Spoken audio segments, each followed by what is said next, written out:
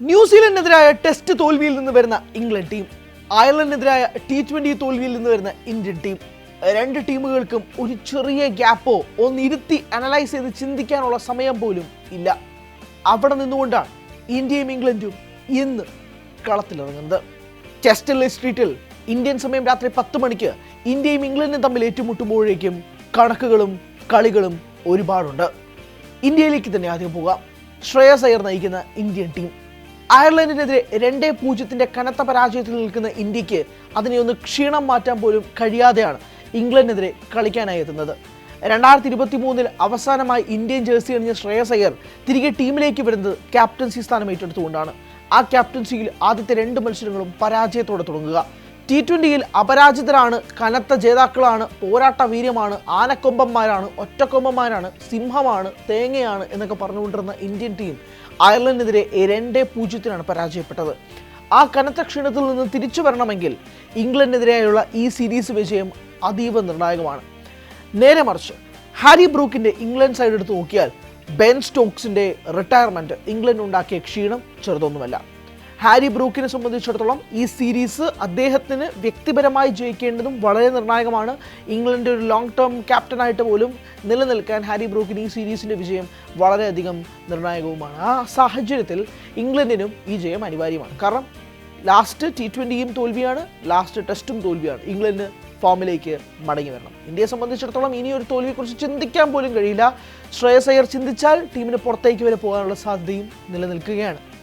ഈ സാഹചര്യത്തിലൂടെ Indian team പോകുമ്പോൾ എന്തൊക്കെയായിരിക്കാം permutations, combinations, ഏതൊക്കെ രീതിയിലൊക്കെ ആയിരിക്കാം ഇറങ്ങുക എന്നുള്ളതാണല്ലോ ചോദ്യം. ഇന്ത്യക്ക് സ്വാഭാവികമായും ഒരുപാട് സമ്മർദ്ദങ്ങളുണ്ട്. ഇന്ത്യൻ ഫ്ലാറ്റ് പിച്ചസിൽ മാത്രം കളിച്ച്, ബാറ്റിംഗ് ട്രാക്കിൽ കളിച്ച്, ഷോർട്ട് ബൗണ്ടറീസിൽ കളിക്കുന്ന ഇന്ത്യൻ ബാറ്റർമാരെ അങ്ങേയറ്റം പരിഹസിക്കുകയും പുച്ഛിക്കുകയും ചെയ്യുന്നത് സാധാരണ ജനങ്ങൾ മാത്രമല്ല, അനലിസ്റ്റുകൾ ഉൾപ്പെടെയാണ്.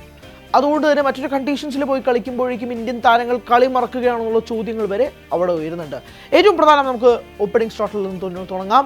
അഭിഷേക് ശർമ്മ / സഞ്ജു സാംസൺ, ഈ ഓപ്പണേഴ്സ് തമ്മിൽ ഒരു കൂട്ടുകെട്ട് ഇതുവരെ ഉണ്ടായിട്ടില്ല എന്നുള്ളത് വിഷമകരമായ കാര്യമാണ്. ലാസ്റ്റ് 2 മത്സരങ്ങളിലും സഞ്ജു ആദ്യത്തെ മത്സരത്തിൽ നേരത്തെ പോയി, രണ്ടാമത്തെ മത്സരത്തിൽ സഞ്ജു അഭിഷേകും ഒരുമിച്ച് പോയി.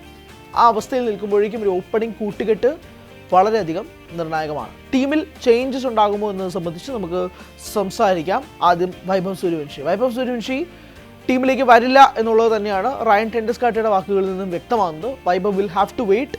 സഞ്ജുവിനെ തടയാൻ തൽക്കാലം ഇന്ത്യൻ ടീം ഉദ്ദേശിക്കുന്നില്ല എന്ന മറുപടിയോടുകൂടി സഞ്ജുവിന് ഒരു അവസരം കൂടി കിട്ടുകയാണ്. ഒരു പക്ഷേ ഈ സീരീസിലെ 5 മത്സരങ്ങളും ചിലപ്പോൾ സഞ്ജുവിന് കിട്ടാൻ ചാൻസ് ഉണ്ട്. സഞ്ജുവിന് ഇതിൽ പരം വലിയൊരു അവസരം കിട്ടാനില്ല എന്ന് വേണം തന്നെ പറയാം. പ്രത്യേകിച്ച് പ്ലെയർ ഓഫ് ദ ടൂർണമെൻറ്റായി നിന്ന് ഇന്ത്യൻ ജേഴ്സിയിലെ ഏറ്റവും പ്രധാനപ്പെട്ട T20 പ്ലെയറായിട്ട് നിൽക്കുന്ന ഈ പശ്ചാത്തലത്തിൽ സഞ്ജുവിനെ ബാക്ക് ചെയ്യാനുള്ള തീരുമാനത്തിലേക്ക് തന്നെയാണ് ഇന്ത്യൻ ടീം, ഇന്ത്യൻ സ്റ്റാഫ്സ് നിലവിൽ നിൽക്കുന്നത്. അത് ക്യാപിറ്റലൈസ് ചെയ്യേണ്ട ഉത്തരവാദിത്വം സഞ്ജു സാംസൺ തന്നെയാണ്, ഒരു തർക്കവുമില്ല കാര്യത്തിൽ. സഞ്ജു അത് ക്യാപിറ്റലൈസ് ചെയ്തേ മതിയാവുകയുള്ളൂ. CSKയ്ക്ക് വേണ്ടി എന്ത് ചെയ്തെന്നോ ഇന്ത്യൻ ജേഴ്സിക്ക് മുന്നേ എന്ത് ചെയ്തെന്നൊന്നും ഒരു കാര്യമില്ല. പ്രസൻറ്റ് സിറ്റുവേഷനിൽ എന്താണ് കാര്യമെന്നാണ് സംസാരം. കാരണം അത് പറയാൻ കാരണം ഇന്ത്യയുടെ T20 വിന്നിംഗ് ക്യാപ്റ്റനായ സൂര്യകുമാർ യാദവ് ഇപ്പോൾ എവിടെയാണെന്ന് ചോദിച്ചു കഴിഞ്ഞാൽ ആർക്കെങ്കിലും ഇവിടെ ഉത്തരം ഉണ്ടാവുമോ? ഇല്ല.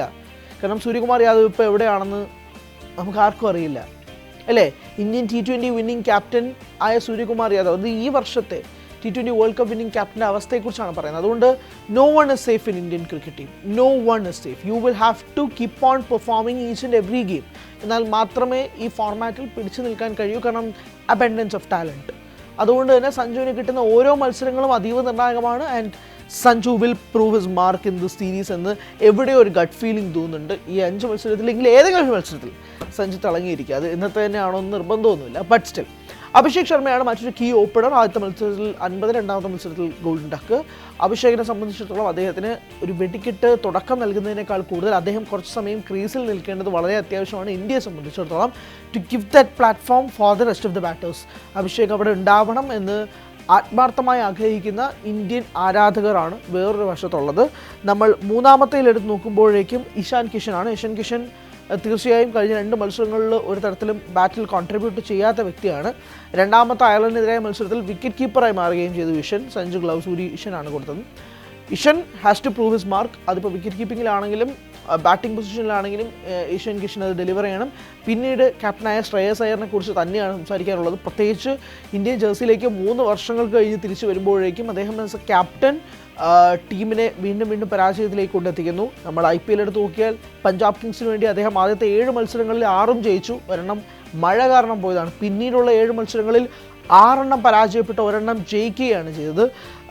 6 തുടർച്ചയായ തോൽവി IPL കിട്ടിയതിന് ശേഷം ഇപ്പോൾ ഇന്ത്യൻ ജേഴ്സിയിൽ വരുമ്പോൾ വീണ്ടും തുടർച്ചയായ 2 തോൽവികൾ വരുമ്പോൾ സ്വാഭാവികമായിട്ടും ശ്രേയസ് അയ്യർ ഒരു ക്വസ്റ്റ്യൻ മാർക്കിൽ നിൽക്കുകയാണ്. ഇൻഡിവിജ്വൽ ബാറ്റിംഗ് പെർഫോമൻസിലും അദ്ദേഹത്തിന് തിളങ്ങാൻ കഴിയുന്നില്ല എന്നതും കൂടി എടുത്തു പറയട്ടെ. അദ്ദേഹത്തിന് ക്യാപ്റ്റൻസി ഭാരം ബാറ്റിങ്ങിൽ പ്രശ്നമാവുന്നുണ്ടോ എന്നുള്ള ചോദ്യങ്ങളും ഇപ്പോൾ സ്വാഭാവികമായിട്ടും നിലനിൽക്കുകയാണ്. പിന്നീടുള്ളത് തിലക് വർമ്മയാണ്. കഴിഞ്ഞ മത്സരത്തിൽ അദ്ദേഹം ഒരു സ്ട്രോങ് ആയിട്ട് നിന്നു, 55 റൺസ് എടുത്തു, 49 പന്തുകൾ എടുത്തു എന്ന് മാത്രം. പക്ഷേ ഒരറ്റത്ത് തിലക് വർമ്മ ഉണ്ടായിരുന്നത് കൊണ്ട് മാത്രമാണ് ഇന്ത്യക്ക് 1 റണ്ണിന് തൊക്കേണ്ടി വന്നതെന്ന് വേണമെങ്കിൽ പറയാം, അല്ലെങ്കിൽ അങ്ങനെ ആവില്ലായിരുന്നു സിറ്റുവേഷൻ. പക്ഷേ തിലക് വർമ്മ ഒരു ചെറിയ ആശ്വാസമുണ്ട്. പിന്നെ ഉള്ളത് ശിവം ദുബെ, അക്സർ പട്ടേൽ, അർഷദീപ് സിംഗ്, ഹർഷിത് റാണ, പ്രിൻസ് യാദവ്. ഒരുപക്ഷെ പ്രിൻസ് യാദവിനെ തന്നെ വീണ്ടും കളത്തിലിറക്കാനുള്ള സാധ്യത കണക്കാക്കപ്പെടുന്നുണ്ട്. ഹർഷിത് റാണയും അർഷദീപ് സിംഗും ഉണ്ട്. ഹർഷിത് റാണയുടെ പെർഫോമൻസും എടുത്തു പറയേണ്ടതാണ്. ആ മാർക്ക് പ്രൂവ് ചെയ്യാൻ വീണ്ടും വീണ്ടും കണ്ടിന്യൂസ്ലി അദ്ദേഹത്തിന് സാധിക്കുകയാണെങ്കിൽ ഇറ്റ് മൈറ്റ് ബി ഗുഡ്. പ്രത്യേകിച്ച് ബാറ്റിലും ഒരു ചെറിയ വെടിക്കെട്ട് ക്യാമിയൊക്കെ ഹർഷിത് റാണയുടെ ഭാഗത്തു നിന്നും ഉണ്ടാകുന്നുണ്ട്, which is a good sign എന്നും കൂടി പറയേണ്ടിയിരിക്കുന്നു. ഇംഗ്ലണ്ട് ടീമിലേക്ക് നോക്കുമ്പോഴേക്കും Phil Salt and Jos Buttler 2 പ്രധാനപ്പെട്ട England openers. They can be destructive at any point. പക്ഷേ ചില ഘട്ടങ്ങളിൽ അവരുടെ ഫോമില്ലായ്മയും ഒരു ചോദ്യചിഹ്നത്തിൽ നിൽക്കുകയാണ്. ഹാരി ബ്രൂക്ക് എന്ന ക്യാപ്റ്റൻ, പുള്ളിക്കും മാർക്ക് പ്രൂവ് ചെയ്യേണ്ട ഒരു അവസ്ഥ വരുന്നു. Jacob Bethell, Tom Banton, Sam Curran, Will Jacks, Liam Dawson, Adil Rashid, Luke Wood and Saqib Mahmood തന്നെയായിരിക്കും വരുന്നത്. ജോഫ്ര ആർച്ചറും ജോഷ് ടങ്ങും ഈ സീരീസിൽ ഉണ്ടാവില്ല. ഈ ടെസ്റ്റിന് ശേഷം, ട്രെൻറ്റ് ബ്രിഡ്ജ് ടെസ്റ്റിന് ശേഷം അവർക്കൊരു റെസ്റ്റ് കൊടുത്തിരിക്കുകയാണ്. അതുകൊണ്ട് ആർച്ചറിൻ്റെ തീയുണ്ടെയും ടങ്ങിൻ്റെ ഇൻസ്വിങ്ങുകളൊന്നും പേടിക്കേണ്ട എന്നുള്ളതും പ്രധാനപ്പെട്ട ഒരു കാര്യം കൂടിയാണ്. എന്തായാലും ഇംഗ്ലണ്ടിൻ്റെ പ്രോബബിൾ 11 ഇതാണ്. അവരുടെ ഏറ്റവും പ്രധാനപ്പെട്ട സ്ട്രെങ്ത് എന്ന് പറയുന്നത് ബാറ്റിംഗ് ഓർഡറിൻ്റെ ഡെപ്ത് തന്നെയാണ്, ഒരു തർക്കമില്ല കാര്യത്തിൽ. അത്രയും സ്ട്രോങ് ബാറ്റിംഗ് ഓർഡറും തന്നെയാണ് അവർക്കുള്ളത്. അതോടൊപ്പം തന്നെ ഈ ഓൾറൗണ്ടേഴ്സിൻ്റെ അതിപ്രസരവും ഇംഗ്ലണ്ടിനുണ്ട്. പ്രത്യേകിച്ച് സാം കറണും വിൽ ജാക്സും ആദിൽ റഷീദും ഒക്കെ തന്നെ പ്രധാനപ്പെട്ട ഓൾറൗണ്ടേഴ്സാണ്. ആദിൽ റഷീദിനെ ഒരു ഓൾറൗണ്ടറായിട്ട് വിളിക്കേണ്ട, പക്ഷേ എന്നാൽ പോലും ഹി ക്യാൻ ഓൾസോ ബാറ്റ് എന്നൊരു സാഹചര്യത്തിൽ നമുക്ക് അങ്ങനെ കണക്കാക്കാം. ഒരാളുടെ ചോദ്യങ്ങൾ ആണ് അവിടെ നിൽക്കുന്നത്. വരുൺ ചക്രവർത്തി വരികയാണെങ്കിൽ ഒരാളെ ഒഴിവാക്കേണ്ടി വരും. ഒന്നുകിൽ അർഷദീപ് സിംഗ്, ഹർഷിത് റാണ അല്ലെങ്കിൽ പ്രിൻസ് യാദവ്. ഇതിൽ ആരെയായിരിക്കും ഒഴിവാക്കുക എന്നൊരു ചോദ്യം, ഒരു കടുകട്ടി ചോദ്യങ്ങൾ നിൽക്കുകയാണ്. പക്ഷെ അങ്ങനെ ഒരു തീരുമാനത്തിലേക്ക് ടീം മാനേജ്മെൻറ്റ് മാറുമോ എന്നൊരു ചോദ്യവും ഒരു ഭാഗത്ത് നിൽക്കുകയാണ്. പക്ഷേ this is not easy for Indian side. കാരണം അയർലൻഡിനെതിരെ എളുപ്പത്തിൽ ജയിക്കുമെന്ന് കരുതിയെടുത്തതാണ്. ആദ്യത്തെ മത്സരത്തിൽ 34 റൺസിന് പരാജയപ്പെടുകയും രണ്ടാമത്തെ മത്സരത്തിൽ 1 റണ്ണിന് പരാജയപ്പെടുകയും ചെയ്തത്. ഈ 1 റണ്ണിന് പരാജയപ്പെടുമ്പോൾ സ്വാഭാവികമായിട്ട് നമ്മൾ ചിന്തിക്കുക ഒരു ക്ലോസ് കോൺടെസ്റ്റ് ആവുക എന്നുള്ളതാണ്. പക്ഷെ അങ്ങനെ ഒരു ക്ലോസ് കോൺടെസ്റ്റേ അല്ലായിരുന്നു രണ്ടാമത്തെ മത്സരം. എങ്ങനെയൊക്കെയോ ലാസ്റ്റ് ബാറ്റ് ചെയ്തുകൊണ്ടാണ് 1 റണ്ണിന് അയർലൻഡ് ജയിക്കുന്നൊരു സാധ്യത, അല്ലെങ്കിൽ കുറച്ചുകൂടി മാർജിനിൽ തോൽക്കാനുള്ള സാധ്യതയുള്ളൂ. അല്ലാതെ 1 റണ്ണും കൂടി അടിച്ചിരുന്നെങ്കിൽ ജയിച്ചേനെ എന്നൊരു തോട്ടിൽ ചിന്തിക്കാനുള്ളതായിരുന്നില്ല രണ്ടാമത്തെ മത്സരം. കനത്ത നിരാശയായിരുന്നു ഈ 2 മത്സരങ്ങളും ഇന്ത്യൻ ടീമിൻ്റെ ഭാഗത്തു നിന്നുണ്ടായത്. കോച്ച് ഗൗതം ഗംഭീറിനെ സാക്ക് ചെയ്യണമെന്നുള്ള ഹാഷ്ടാഗുകൾ തരംഗമായി മാറുന്നുണ്ട്. അതോടൊപ്പം തന്നെ ടീമിൽ മൊത്തമായ ഒരു അഴിച്ചുപണി വേണമെന്നുള്ള ആവശ്യവും നിലനിൽക്കുന്നുണ്ട്. ഈ സാഹചര്യങ്ങളെല്ലാം കണക്ട് ചെയ്തുകൊണ്ടും കണക്കാക്കിക്കൊണ്ടും ഇന്ത്യൻ ടീമിനെ സംബന്ധിച്ചിടത്തോളം അവരുടെ മുഖം രക്ഷിക്കണമെങ്കിൽ, പ്രത്യേകിച്ച് ടെസ്റ്റിൽ ഉണ്ടാക്കുന്ന ക്ഷീണം, തിരിച്ചടികൾ, ODIസിനും അങ്ങനെ ഒരു സാഹചര്യം നിലനിൽക്കുന്നുണ്ട്. ഓൺ ആൻഡ് ഓഫ് സിറ്റുവേഷനാണ് ODIസിൽ ഇന്ത്യക്കുള്ളത്. ഇതെല്ലാം മാറ്റാൻ കൂടെ ഉണ്ടായിരുന്ന ഒരു ശക്തി എന്ന് പറയുന്നത് T20Is ആണ്. ഇന്ത്യ ഏറ്റവും കൂടുതൽ കളിക്കുന്നത് T20Is ആണ്. ലീഗുകൾ കളിക്കുന്നു. ഇത്രയും vast experience, abundance of talent, experienced campaigners നിറഞ്ഞു നിൽക്കുന്ന സമയത്ത് പോലും ഇന്ത്യക്ക് അയർലൻഡിനെ പോലൊരു ടീമിനെതിരെ ജയിക്കാൻ കഴിയാത്തത് ഒരു കനത്ത തിരിച്ചടിയായിട്ട് തന്നെ വിലയിരുത്തുന്ന ഒരു പശ്ചാത്തലത്തിൽ അതിൻ്റെ ഹാങ് ഓവറോ അത് എവിടെയാണ് പിഴച്ചതെന്നോ എന്ന് മനസ്സിലാക്കി നിവർത്തുന്നതിന് മുമ്പാണ് ഇപ്പോൾ ഇംഗ്ലണ്ടിനെതിരായ ഈ 5 മാച്ച് സീരീസ് കളിക്കേണ്ടി ഇന്ത്യക്ക് വരുന്നത്. അതും കണ്ടീഷൻസ് ഡിഫറെൻ്റ് ആണ്, സിറ്റുവേഷൻസ് ഡിഫറെൻ്റ് ആണ്. ഇന്ത്യൻ കണ്ടീഷൻസ് അല്ല. അതിൽ നിന്നും വ്യത്യസ്തമായിട്ട് India will have to pull off a stunner. അത് 1 ആകാം, 2 ആകാം, ഇൻഡിവിജ്വൽ പെർഫോമൻസസ് ആകാം. എങ്ങനെയായാലും ജയം ഇന്ത്യക്ക് അനിവാര്യമാണ്. അത് ആര് സമ്മാനിക്കുന്നോ അവരിലേക്ക് പൂർണ്ണമായും സ്പോട്ട്ലൈറ്റ് നീങ്ങുമെന്ന കാര്യത്തിൽ തർക്കമൊന്നുമില്ല. കാരണം അത്രമാത്രം അത്യാവശ്യ ഘട്ടത്തിലാണ് ഒരു വിജയത്തിന് വേണ്ടി ഇന്ത്യ നിൽക്കുന്നത്. നമ്മൾ നോക്കുമ്പോഴേക്കും ലോക T20 ചാമ്പ്യന്മാരാണ്. അത് കഴിഞ്ഞിട്ട് വരുന്ന ഒരു സീരീസിൽ 2-0 പരാജയം ഇത്ര വലിയ കാര്യമാണോ? കാര്യമാണ്. കാരണം ഇന്ത്യയെ സംബന്ധിച്ചിടത്തോളം എല്ലാ മത്സരങ്ങളും ജയിക്കണം എന്നല്ല, തോൽക്കുന്ന ടീമുകളുടെ കാര്യങ്ങളാണ് ഇവിടെ ചർച്ച ചെയ്യേണ്ടി വരുന്നത്. If we can lose to Ireland, ഇംഗ്ലണ്ടിനെതിരെ നമ്മൾ ഇതേ കളിയാണെങ്കിൽ സ്വാഭാവികമായിട്ട് ഇംഗ്ലണ്ട് ഓവർകം ചെയ്യും, നമ്മൾ ഡോമിനേറ്റ് ചെയ്യും എന്നത് തന്നെയാണ് പേടിപ്പെടുത്തുന്ന ഭീതി ഉണ്ടാക്കുന്ന കാര്യം. അത് ഉണ്ടാവാതിരിക്കാനുള്ള ശ്രമങ്ങൾ ഇന്ത്യൻ ടീമിൻ്റെ ഭാഗത്ത് നിന്ന് ഉണ്ടാവുകയും അതനുസരിച്ചുള്ള ടീം ഫോർമേഷൻ ഉണ്ടാക്കിയെടുക്കുക എന്നുള്ളത് വളരെ അനിവാര്യമായി നിൽക്കുന്ന ഒരു സിറ്റുവേഷൻ കൂടിയാണ്. അവിടെയാണ് എന്തുകൊണ്ട് വൈഭവ് സൂര്യവംശിയെ യൂസ് ചെയ്തുകൂടാന്നുള്ള ചോദ്യം വരുന്നത്. വൈഭവിൻ്റെ ടാലൻറ്റിനെ കുറിച്ച് ഇവിടെ ആർക്കും ഒരു സംശയമില്ല, ഒരു തർക്കമില്ലല്ലോ അക്കാര്യത്തിൽ. ആർക്കെങ്കിലും ഒരു തർക്കമുണ്ടോ? He has been proving it again and again അല്ലേ, വീണ്ടും പ്രൂവ് ചെയ്തുകൊണ്ടിരിക്കുന്നു. അതുകൊണ്ട് വൈഭവിന് ഒരു ചാൻസ് കൊടുത്തുകൂടെ എന്നുള്ള ചോദ്യം പുറത്തുനിന്ന് ആളുകളുടെ ഭാഗത്തു നിന്നുണ്ടായിരുന്നു. പക്ഷേ ഇവിടെയുള്ള പ്രധാന പ്രശ്നം ടെൻഡസ്കാട്ട് ഉന്നയിക്കുന്ന പോലുള്ള പ്രശ്നം എന്ന് പറഞ്ഞാൽ സഞ്ജുവിനെ മാറ്റാനുള്ളൊരു സ്കോപ്പില്ല. കാരണം ഒരു T20 ലോകകപ്പിൽ തുടക്കത്തിൽ പ്ലേയിങ് ലെവലിൽ പോലും ഇല്ലാതിരുന്ന ഒരു താരം, അതിനിടയിൽ ക്യാപ്റ്റനായ സൂര്യകുമാർ യാദവ് പ്രസ് കോൺഫറൻസിൽ ഉൾപ്പെടെ സഞ്ജു സാംസൺ ഉൾപ്പെടുത്തുമോ എന്ന് ചോദിച്ചപ്പോൾ ഞാൻ ആർക്ക് പകരം ഉൾപ്പെടുത്തുമെന്നുള്ള ചോദ്യങ്ങൾക്ക് ശേഷം റിങ്കു സിംഗിൻ്റെ ഫാമിലി ഇഷ്യൂവായിട്ട് ബന്ധപ്പെട്ട് റിങ്കു ടീമിൽ നിന്ന് മാറുന്ന സമയത്താണ് സഞ്ജുവിന് എൻട്രി കിട്ടുന്നതും ബാറ്റിംഗ് ലൈനപ്പിൽ മൊത്തത്തിൽ ഒരു അഴിച്ചുപണി സംഭവിക്കുകയും ചെയ്തത്. അങ്ങനെ തിരിച്ചു വന്ന സഞ്ജു സാംസൺ അയാളുടെ മാർക്ക് പ്രൂവ് ചെയ്യുകയും ക്വാർട്ടറിലും സെമിയിലും ഫൈനലിലും ഇന്ത്യയെ വിജയത്തിലേക്ക് നയിച്ച ഒരു പ്രധാനപ്പെട്ട പ്ലെയറായിട്ട് സഞ്ജു സാംസൺ മാറിക്കഴിഞ്ഞു. അതൊരു വലിയ സ്റ്റോറി അല്ലേ. ഒരു player who is low on confidence. ഓർക്കുക, അതിന് മുന്നേ ന്യൂസിലൻഡായിട്ടുള്ള T20 പരമ്പരയിൽ കേരളത്തിലും ഉൾപ്പെടെ ഗ്രീൻഫീൽഡ് സ്റ്റേഡിയത്തിൽ ഉൾപ്പെടെ മത്സരം നടന്നപ്പോൾ പോലും സഞ്ജു 6 റൺസിന് പുറത്തായിരുന്നു. അവിടെ ഇഷാൻ കിഷൻ വന്നിട്ട് സെഞ്ചുറി അടിച്ചിട്ട് പോയി. വിക്കറ്റ് കീപ്പിംഗ് ഗ്ലൗസ് സഞ്ജു ഊരി ഇഷാൻ കിഷന് കൊടുക്കുന്ന സാഹചര്യം ഉണ്ടായി.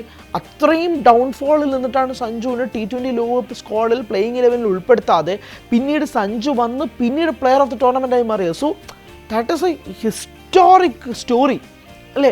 അങ്ങനൊരു സ്റ്റോറി കഴിഞ്ഞു വരുന്നൊരു പ്ലെയറിനെ പെട്ടെന്നൊരു വൈഭവ് എന്ന 15 വയസ്സുകാരന് വേണ്ടിയിട്ട് മാറ്റി നിർത്തേണ്ട ആവശ്യമൊന്നും ഇന്ത്യൻ ടീമിനില്ല.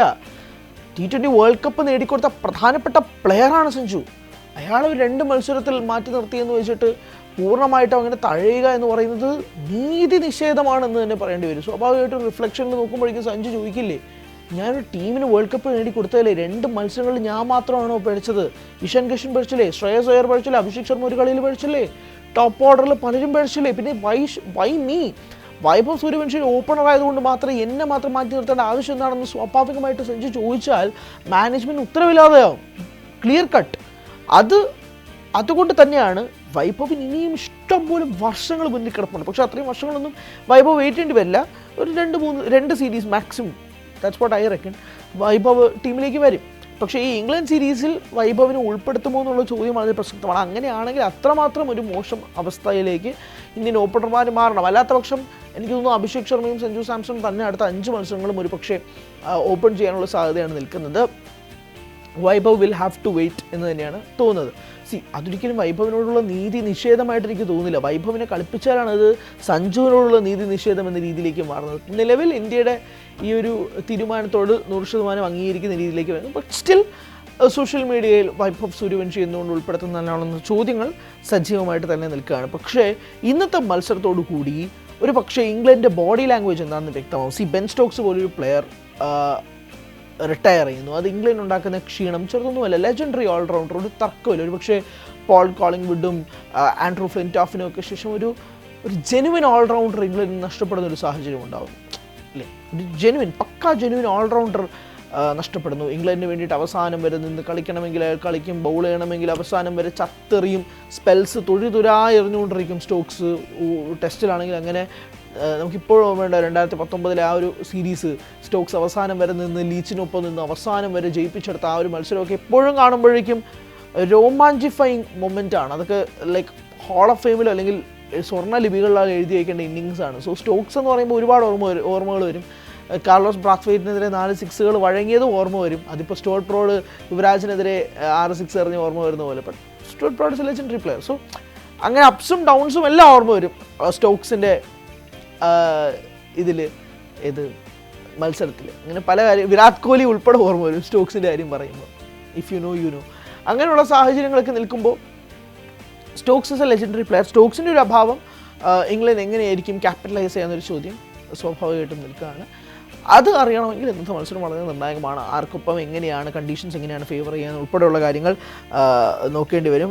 മാത്രമല്ല ഒരു ട്രിവിയയിലേക്ക് നോക്കുമ്പോൾ ജോസ് ബട്ട്ലർ 4000 റൺസ് കടന്നിരിക്കുന്നു T20Is. 4037 വ്യക്തിഗത സ്കോറിലേക്ക് പോയി. T20Is 4ാമത്തെ പ്ലെയറാണ് 4000 റൺസ് സ്കോർ ചെയ്യുന്നത്.